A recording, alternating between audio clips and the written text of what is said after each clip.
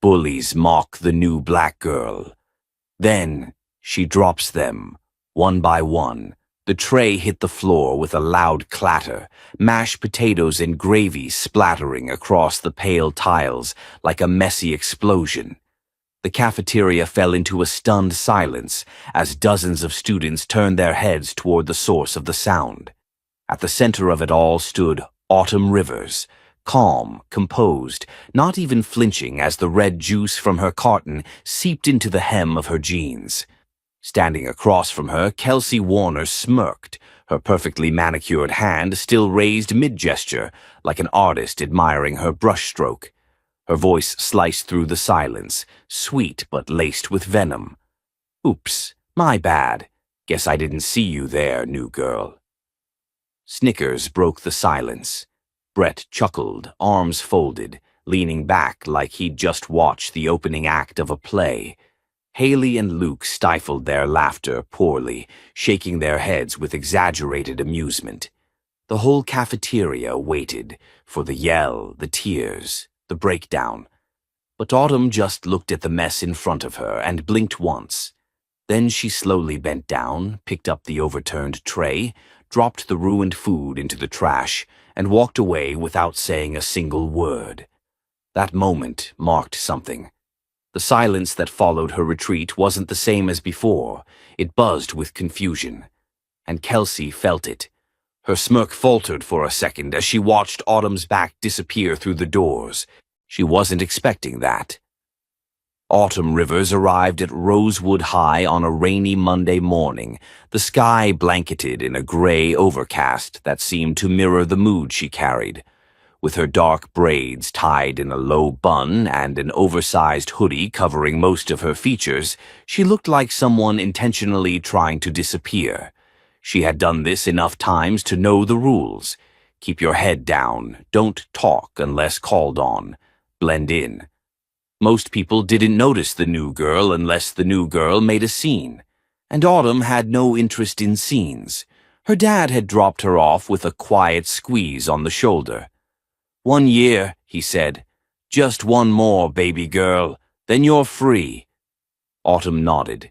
She didn't say much anymore, not after what happened back at her old school. She walked into Rosewood High with the kind of silent discipline most 17-year-olds didn't possess. The hallways were chaotic, loud with the chatter of students reconnecting after spring break. Autumn moved like a shadow, avoiding contact, ducking between clicks, not making eye contact. She found her locker, twisted the combination with steady fingers, and focused on unpacking her books. But before she could even close the door, she felt it. That change in the air, that shift of energy you only notice when someone is watching you. She turned slightly and saw her. Kelsey Warner. The girl had the look of someone who had always known the world would bend for her. Long platinum hair, polished nails, and an expression that said, "This is my hallway." Flanking her were Brett, her golden boy brother, football captain, and Haley, her second-in-command with perfectly curled lashes and a sharp tongue. Kelsey's eyes scanned Autumn like she was a science project, and Autumn held her gaze for a split second too long. Just enough to challenge her. Just enough to be marked. Later that morning, the whispers began. Nothing direct. Just the kind of passive-aggressive chatter that buzzed through a high school faster than a fire drill. "She's from Chicago, right? You think she transferred because she got kicked out? She doesn't talk. Weird. What's with the hoodie? Is she hiding something?" Autumn ignored them all. That was her rule. Her shield. Words didn't hurt if you didn't let them in. She'd learned that the hard way. But silence, it turned out, wasn't protection. It was bait. By lunch, the whispers had evolved. A strategically placed shoulder bump here, a nudge in the hallway there. Students testing her reaction. When she gave them nothing, Kelsey escalated, and now the cafeteria floor was sticky with gravy and grape juice, and the girl they had all expected to crumble had simply walked away. After lunch, Autumn found a spot near the back of the library, a little window seat that barely anyone noticed. She pulled out a battered notebook and started sketching, eyes drifting out toward the cloudy sky. Her fingers moved on instinct, shaping lines, defining shadows. She wasn't drawing Kelsey, but somehow the coldness in the eyes she sketched looked familiar. "Mind if I sit here?" Autumn looked up to see a boy standing nearby, tall, biracial, with soft curls and a nervous smile. He had a stack of graphic novels in one hand and a bag of trail mix in the other. "You're Autumn, right?" "I'm Tyler. I saw what happened earlier." She said nothing. He sat anyway, cautiously, like someone approaching a sleeping animal. Most people either cry or scream. That was impressive. Still nothing. He opened his snack bag, leaned back. "You know, you kinda messed her up." Autumn looked at him. "Who?" she asked quietly. "Kelsey. She's used to people playing her game. When you don't, it's like you flip the board." Autumn didn't reply, but a ghost of a smile tugged at her lips. "She'll come back harder," Tyler added, voice more serious now. "She always does." Autumn closed her sketchbook. "Let her." There was steel in her voice, soft but undeniable. Tyler looked at her differently then, no longer curious but wary. He realized what everyone else would soon discover. Autumn Rivers wasn't just some quiet new girl. She was a fuse waiting to be lit. The next morning, Autumn walked into Rosewood High wearing the same hoodie, same calm face, but something in her posture had changed. Subtle. A bit straighter, a bit firmer. She wasn't preparing for war, not exactly, but she knew she wasn't going to run from one either. News of the cafeteria incident had spread like wildfire, but what caught people off guard wasn't what had happened, it was what hadn't. Autumn hadn't yelled, cried, or lashed out. She hadn't even flinched. And that silence, it was louder than any scream. Students now looked at her differently. Not friendly, not hostile, just cautious, curious. Kelsey, however, wasn't having it. She met Autumn in the hallway before second period, flanked by Haley and Brett. Brett was tossing a football lazily in the air, the sound of it slapping against his palms rhythmic and irritating. Kelsey leaned against the lockers like she was waiting for an elevator. "Morning, Chicago," she said sweetly. Autumn paused, glanced her way, then back to her locker. Kelsey frowned. "Still not talking? Or are you just mute unless it's in a police lineup?" Haley snorted. Brett chuckled. Autumn didn't blink. She slid her English textbook from her bag and closed her locker slowly. "You're trying too hard," Autumn said quietly, barely loud enough to be heard over the morning chaos. Kelsey straightened. "Excuse me?" "I said you're trying too hard. If you want to be scary, you should stop looking so desperate for attention." The words hit harder than they should have. Brett's smirk vanished. Haley's jaw dropped. But it was Kelsey who froze, the insult cutting beneath her carefully sculpted armor. Autumn walked away without another word. That tiny exchange unraveled something deep in Kelsey. She wasn't used to being dismissed. People didn't talk back to her, much less walk away like they just flipped a switch on her power. And that's when Kelsey decided it was time to break Autumn. Publicly. The plan formed fast. That afternoon, in the girls' locker room before gym, Autumn opened her locker to find her clothes soaked in sticky orange soda, her sneakers filled with shaving cream. There was no note, no message, just a silent middle finger delivered with sugar and foam. Autumn stood there for a long second. She didn't curse, didn't yell, but the look in her eyes changed. She rinsed what she could, changed into the spare gym uniform she always kept in her backpack, and tied her braids tighter. She walked out onto the field like nothing had happened, but Tyler saw it. He jogged over during warm-ups, his brow creased with concern. "You okay?" She shrugged. "Guess somebody had a drink and thought my locker was thirsty." He frowned. Kelsey? Autumn didn't answer. Tyler leaned closer. You know, if you tell Coach Bailey, she'll actually do something, like maybe not expel her, but she'll get benched for cheer. That'd hurt more than detention. Autumn turned to him, her eyes steady. That's what she wants. Me running to someone, proving I can't handle it. He studied her for a moment. So what, you're gonna just take it? I didn't say that.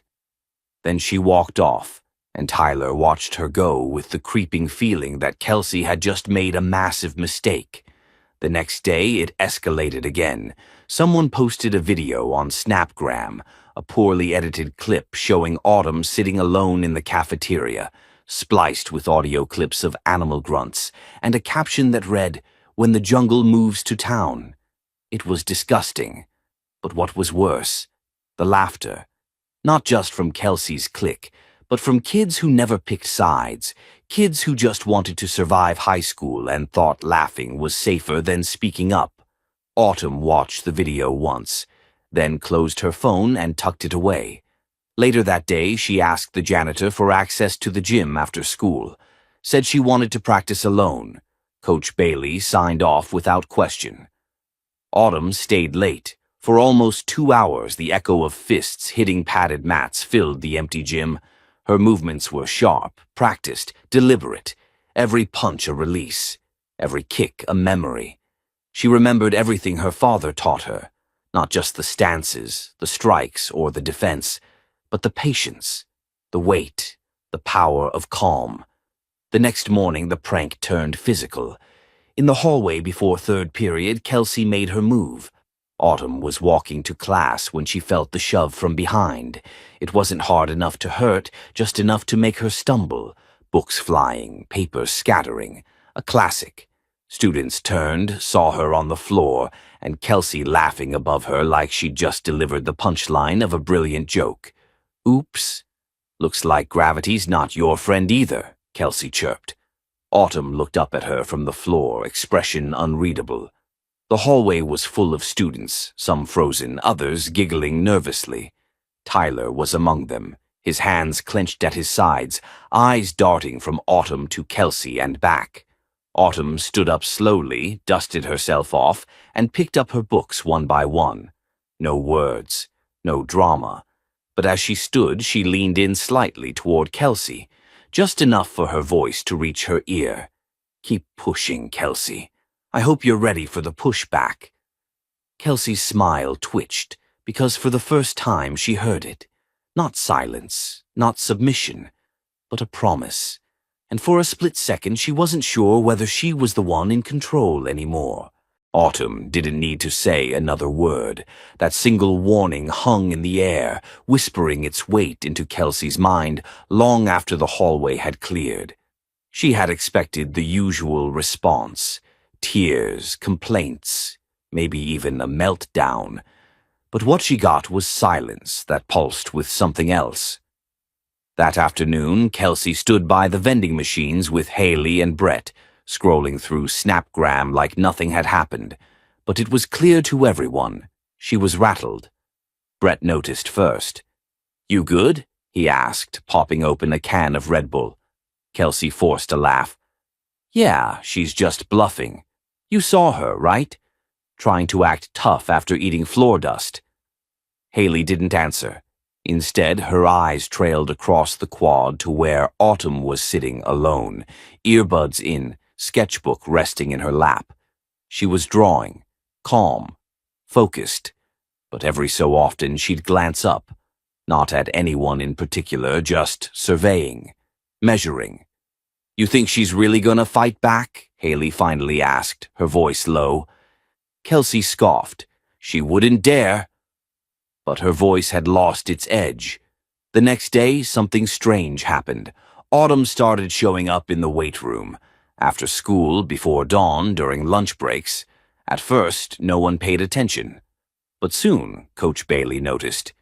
"You training for something?" the coach asked one morning, leaning against the doorframe as Autumn nailed her fourth set of perfect squats. Autumn wiped her forehead with a towel, not breaking eye contact. I'm just making sure no one mistakes silence for weakness. Coach didn't press, just gave a single nod and walked off. It wasn't long before Tyler found out. He stopped her in the parking lot later that week, leaning on his car like he'd been waiting. I heard you've been hitting the gym harder than anyone on the football team. Autumn kept walking, but her pace slowed. Not trying to impress anyone. Didn't say you were, he replied, but people are talking. Let them. He jogged up beside her. Look, I'm not saying what Kelsey did was right. You should have put her in her place that first day, but you didn't. And now she thinks she can go all the way. Autumn stopped. You think I don't know that? I think you've got a plan. And honestly, I'm not sure if that scares me or impresses me. She finally cracked a smile. Barely. Maybe both. Later that afternoon, the real shift began. In history class, Mr. Perkins had just turned to write on the whiteboard when someone's phone blared a loud, obnoxious jungle sound. Everyone turned. Brett sat in the corner, laughing, his phone clearly the culprit. But then Autumn rose from her seat. Without a word, she walked over, picked up Brett's phone, turned off the audio, and set it back in front of him like a bomb about to explode. Play that again, she said softly, and you'll find out what it really sounds like when you're humbled. The class froze. Brett blinked. He opened his mouth, then closed it again. Mr. Perkins turned back around. Everything all right back there? Autumn turned, her expression calm. Just a misunderstanding. She sat down, and something fundamental shifted in that room. After class, Haley cornered Kelsey in the hallway. She's not afraid of you anymore. She never was, Kelsey muttered. Haley hesitated. Then maybe you should stop before she proves it. But it was too late for that. Pride had already set its roots too deep in Kelsey's chest. The next day in gym, the final push came.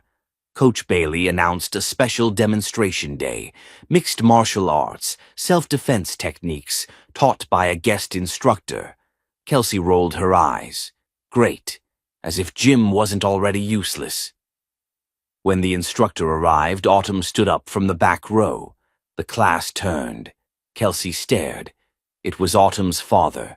Tall, built, disciplined aura like he could break a brick wall with a stare. Marcus Jordan, former Navy SEAL, MMA coach, featured in 3 Sports Illustrated articles. Today, he said, scanning the room, we're going to learn the difference between aggression and control. And then he called Autumn up. What's happening? Brett whispered to Haley, who had gone pale. Kelsey crossed her arms, trying to look unimpressed. Autumn took center mat.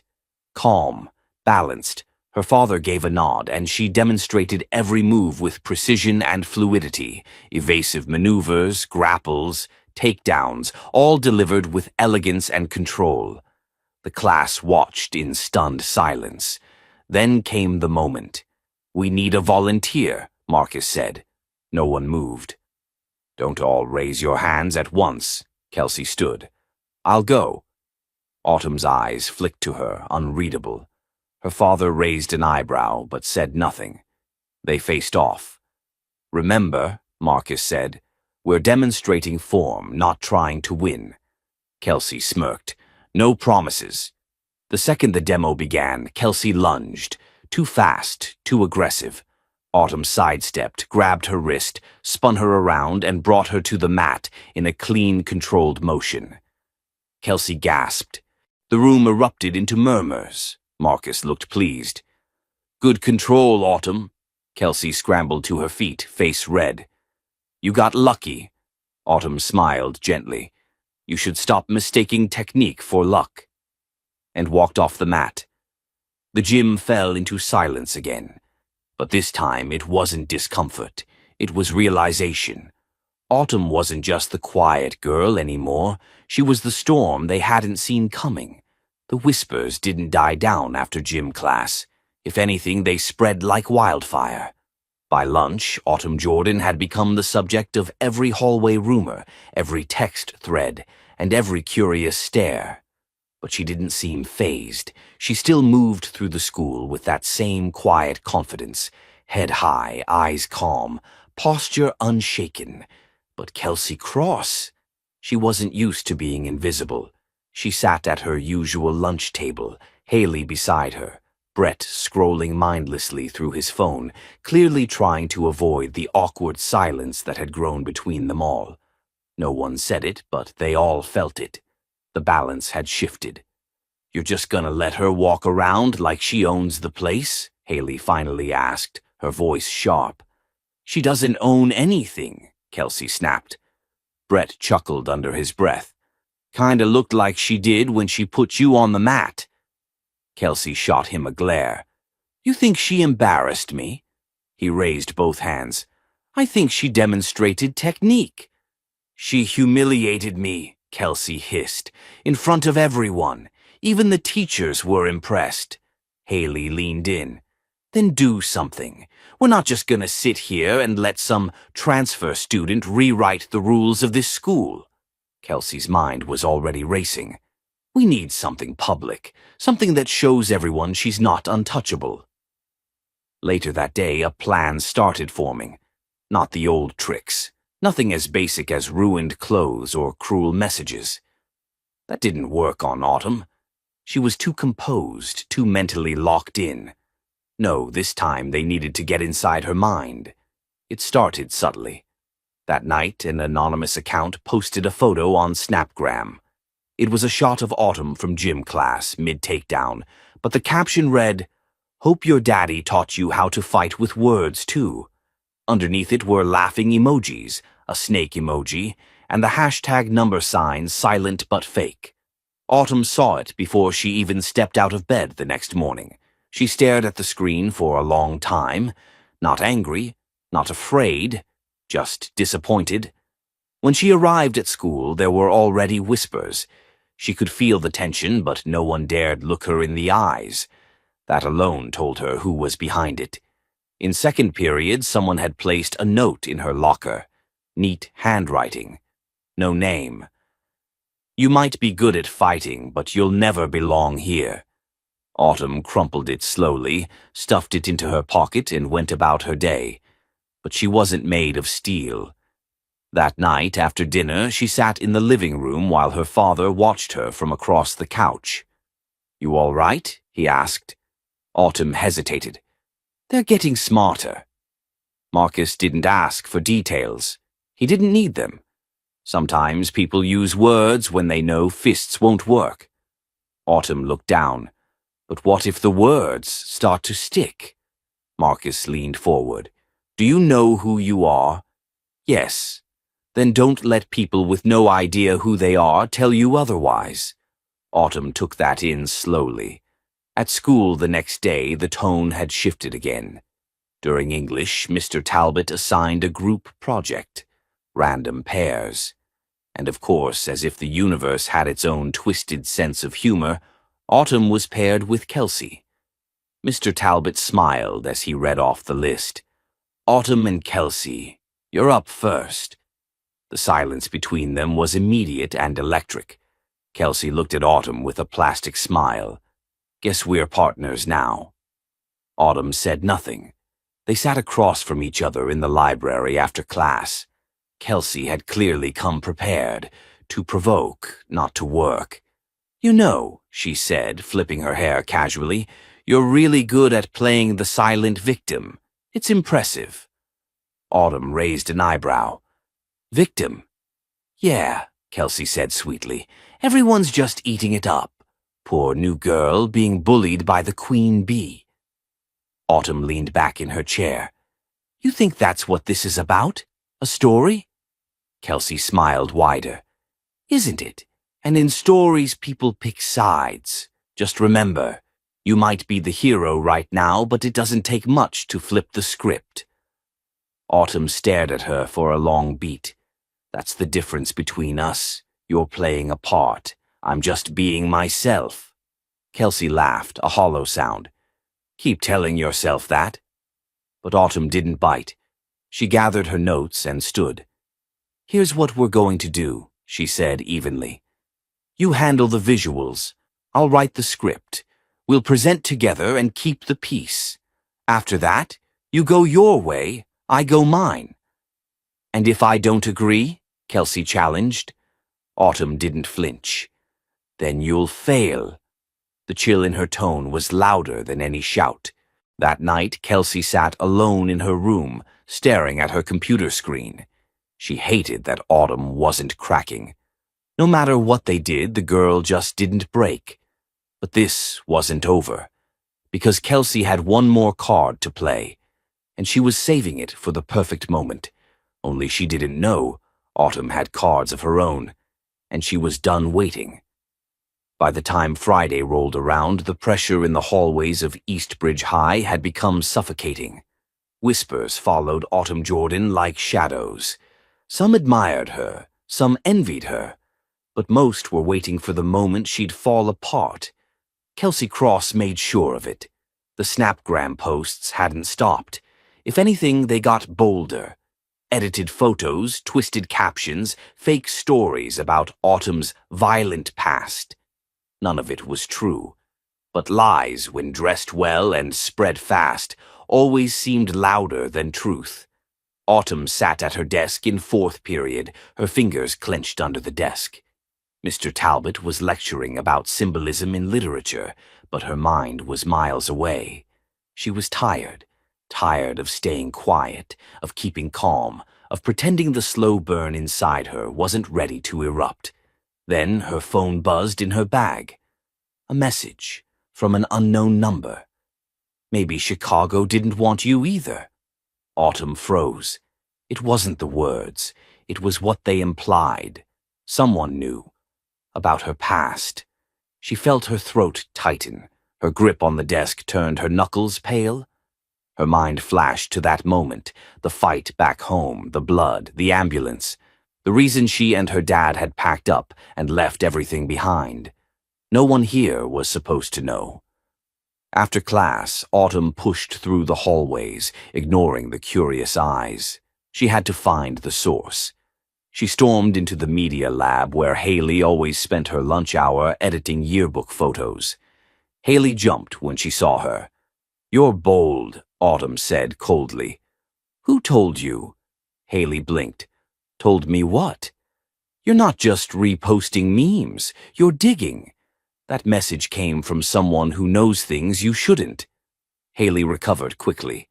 "You think I'm afraid of you now?" "I think you should be," Autumn said, her voice low and steady. "Because what's coming next? You brought it on yourselves." With that, she turned and walked out, leaving Haley stunned, unsure if Autumn was bluffing or if something had shifted. That afternoon, Kelsey was called to the counselor's office. She walked in confidently, flipping her hair like she owned the place. Inside sat Ms. Raymond, the school counselor.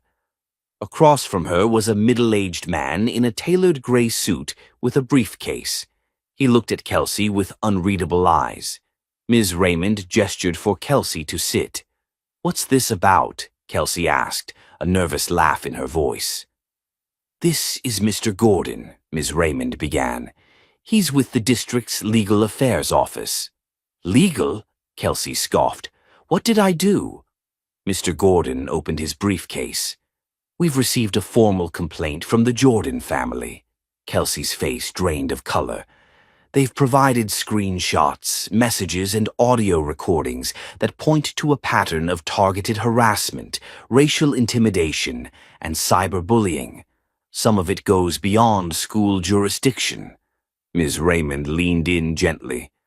"You're not in trouble yet, but you should understand this is serious." Kelsey laughed again, hollow. "So now she's playing the victim and calling lawyers." "She's protecting herself," Mr. Gordon replied. "Something you should have considered before now." Kelsey sat back, silent for the first time in a long while. Word spread fast. Autumn hadn't just endured. She had documented everything: messages, photos, timestamps.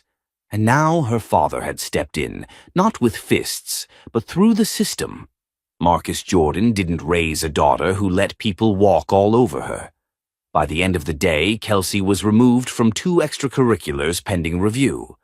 Her parents were contacted. She had to meet with the principal the following Monday. Autumn sat on the front steps after school, her bag beside her, watching the sky change color. Brett walked over, hesitant. "So, you really went through with it?" Autumn didn't look at him. "I warned her." He scratched his head. "She's furious, says you ruined her life." Autumn turned slowly to him. "Number she ruined her own life. I just made sure people saw it." Brett nodded, then sat beside her, awkward but quiet. They didn't talk for a few minutes. Just watched the sky fade from gold to deep orange. "I used to think Kelsey was unstoppable," Brett said finally, "but maybe she was just loud." Autumn didn't answer. She was thinking about something her dad once told her after a sparring match she lost. Strength isn't about knocking someone down. It's about knowing when not to. But sometimes, she realized, it's also about knowing when enough is enough. This wasn't the end. Not yet. But it was the moment everything began to shift. Because Autumn Jordan wasn't here to play the victim. She was here to finish what others started. One step at a time. The hallways of Eastbridge High buzzed with nervous tension the next week. Autumn Jordan wasn't just the new girl anymore. She was something more, a presence people couldn't ignore, a question mark no one could answer.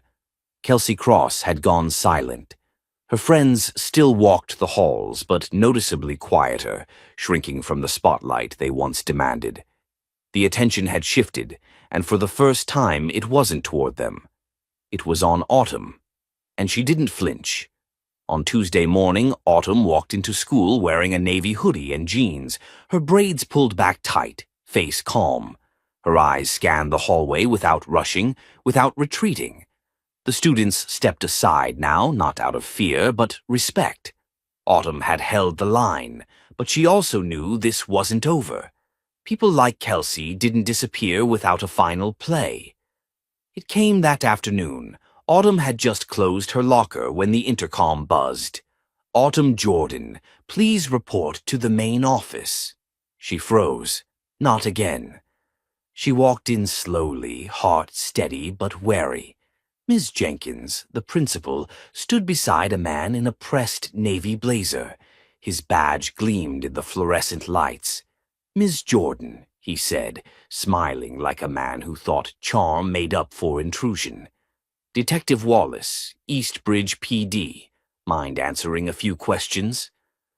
Autumn stayed quiet, glancing at Ms. Jenkins. "You're not in any trouble," the principal said quickly, "but there's been an incident." Detective Wallace motioned toward the small conference room. Inside, Autumn sat across from him. He pulled out a printed page and slid it across the table. A screenshot.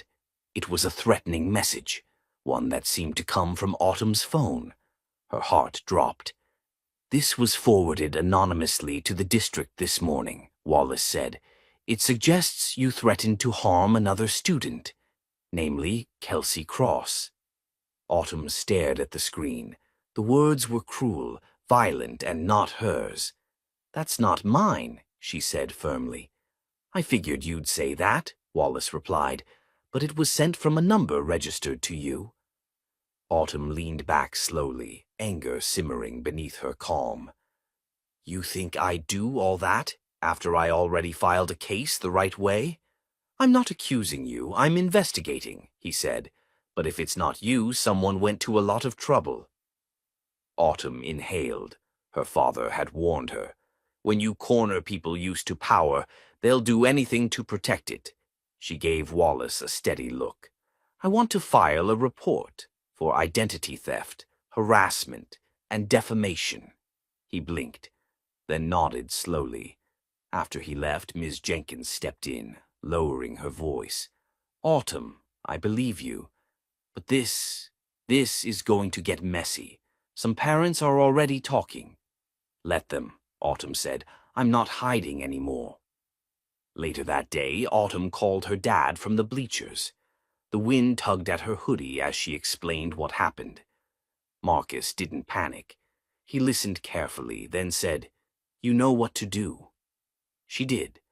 That night, she opened her laptop and pulled up the school's anonymous complaint portal.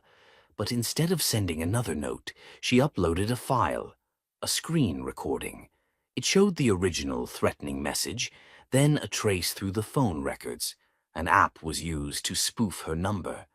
The app account registered to Haley Sims, attached to her student email. The next morning, Haley was pulled from class. The lie unraveled fast. Haley broke under pressure, confessing she helped Kelsey set up the whole thing. They thought if Autumn was seen as aggressive or violent, the school and community would turn on her, make her disappear. But Autumn didn't disappear. They did. Haley was suspended for 2 weeks, stripped of her yearbook position, and removed from student council. Kelsey, things got worse. Her parents were called in. Autumn's father demanded a formal hearing with the school board. The district lawyer now had a full packet of evidence: cyberbullying, impersonation, targeted harassment.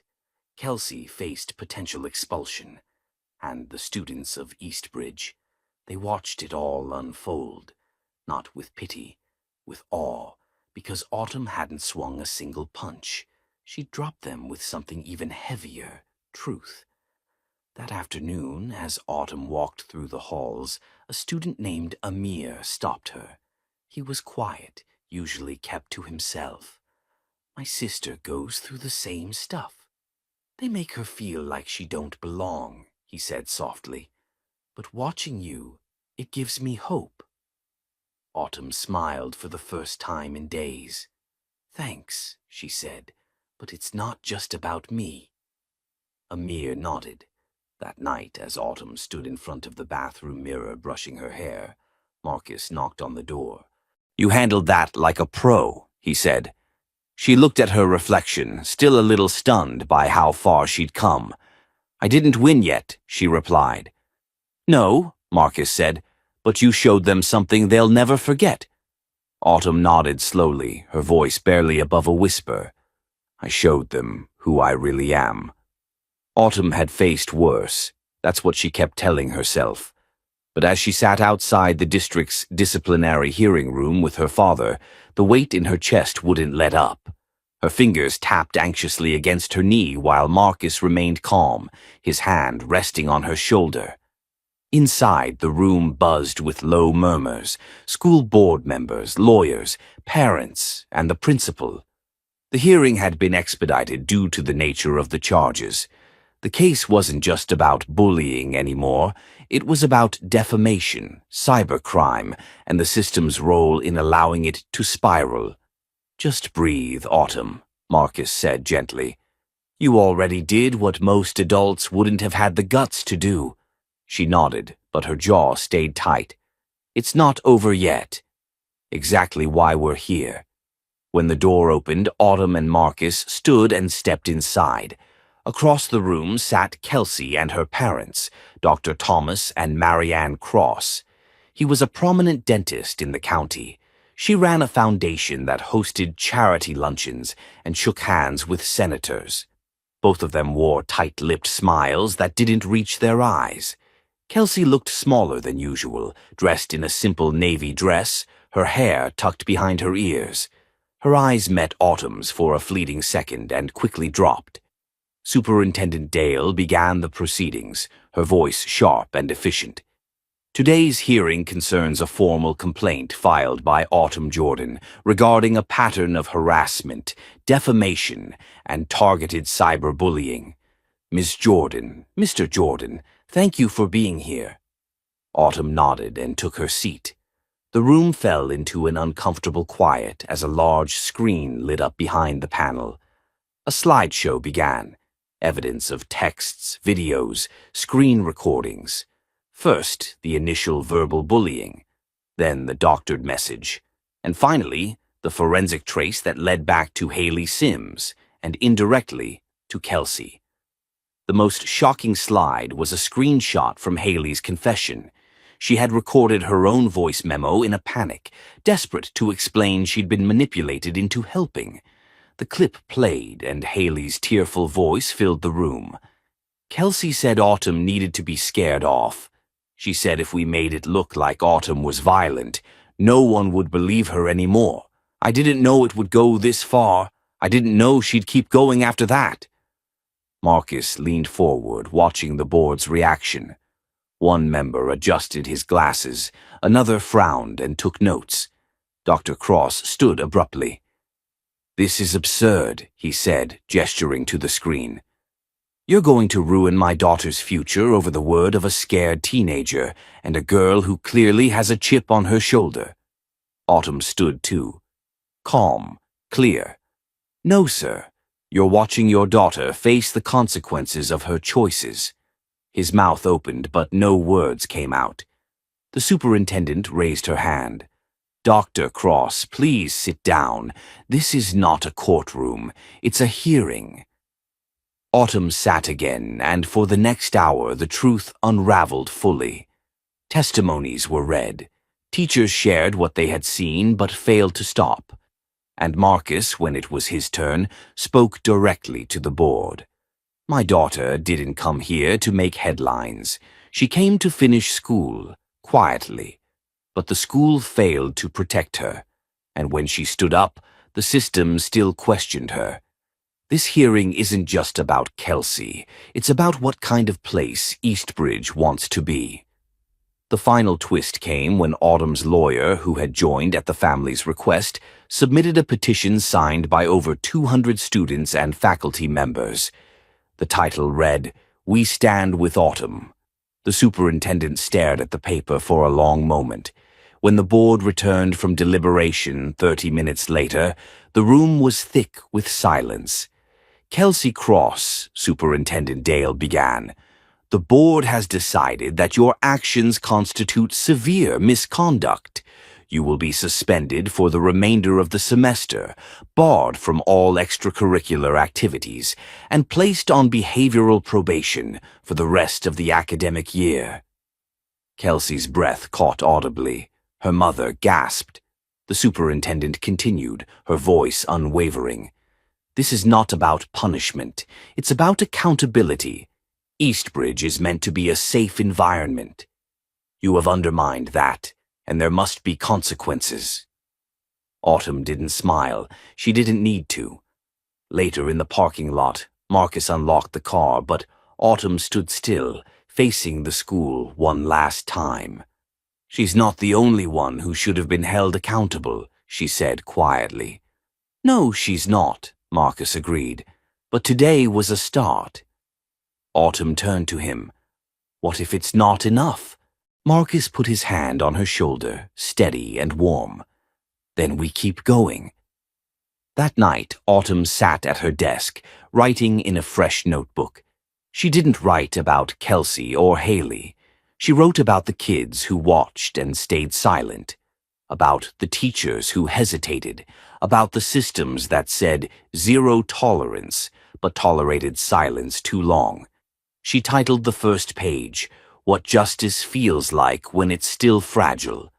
And in that moment, Autumn Jordan wasn't just surviving anymore. She was beginning to build something no one could take away from her. The final bell of the semester rang out like a soft echo of a war finally ended. Autumn walked through the halls of Eastbridge High, her steps steady, her gaze calm. Faces turned toward her, some smiling, some nodding with quiet respect. No more whispers, no more stares laced with malice or doubt. The atmosphere had shifted, not just for her, but for everyone. A new kind of silence lingered in the air, not one born from fear, but reflection. As she passed the main office, she noticed the wall bulletin had changed. The school had created a new policy section labeled Student Protections and Safe Reporting Channels. Beneath it was a quote, stenciled in bold black letters. "It's not enough to survive. We must insist on dignity." Autumn stopped and read it twice.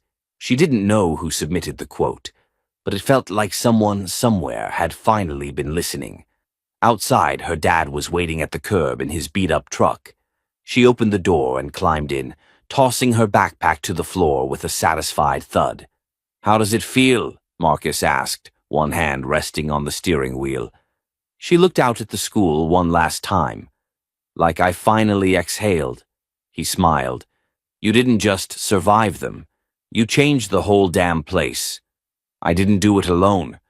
You didn't need to, but the way you carried it, that was all you." As they pulled off, Autumn noticed something across the lawn. Kelsey, alone, sitting on the edge of the steps, elbows on her knees, her face unreadable. She wasn't surrounded by her usual entourage. No Brielle, no Haley, no Zach, just her. Their eyes met for a brief second. Autumn didn't smile. She didn't scowl either. She simply nodded, and Kelsey slowly, hesitantly, nodded back. That night, Autumn opened her laptop and clicked on a blank document. She had spent the past few weeks journaling, archiving screenshots, organizing statements. But now she was writing something for a wider audience. The title, "To Every Girl Who's Ever Been Laughed At for Fighting Back." She wrote about what it meant to be targeted, to be silenced, to be underestimated. She shared the painful parts, the rage she carried, the exhaustion, the restraint. And then she wrote about finding power, not through revenge, but through truth, through standing up, through refusing to be erased. She didn't name names. She didn't need to. The post went live the next morning. By afternoon, it had over 20,000 views. Messages flooded in from other students, some at Eastbridge, others from across the country. A girl in Michigan said she'd finally reported the classmate who kept cornering her by the lockers. A boy in Texas said he used to laugh along, but after reading Autumn's words, he realized what silence costs. By the end of the week, Autumn had been invited to speak at a local education board forum. She accepted, but before that she sat with her dad on their porch, the late spring breeze rolling in. He brought her a mug of tea and settled into the chair beside her. "You sure you're ready for this next step?" he asked. Autumn glanced up from her notebook. "I wasn't ready for any of it. But I did it anyway." He grinned. "That's my girl." Later that night, as she reviewed her speech, Autumn wrote her final line in all caps. "Being quiet doesn't mean weak. Sometimes it means you're listening. And then, one day, you speak loud enough that the whole system has to listen back." When the lights dimmed and she crawled into bed, Autumn Jordan felt something settle in her chest that she hadn't felt in a long time. Peace and strength that didn't need a stage to be real. If Autumn's story moved you, inspired you, or made you think about power, silence, and justice in a new way, help us keep these voices alive. Like this video, share it with someone who needs to hear it, and don't forget to subscribe. Because stories like this aren't just entertainment, they're reminders that standing up even when you're alone can change everything.